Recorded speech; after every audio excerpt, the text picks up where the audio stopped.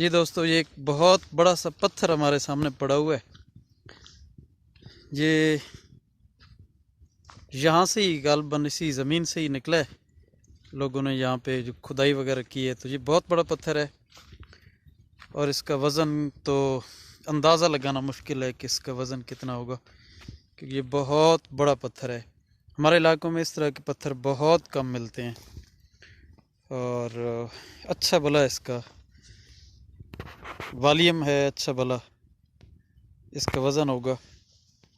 یہ موجود ہے جناب ڈاک بنگلہ سے، شاہ محمد والی سے جو سڑک چٹھا کی طرف اور کالا باغ کی طرف کچا روڈ جاتا ہے، یہ اس روڈ پہ موجود ہے اور بالکل جاتے ہوئے دہنی سائیڈ پہ موجود ہے۔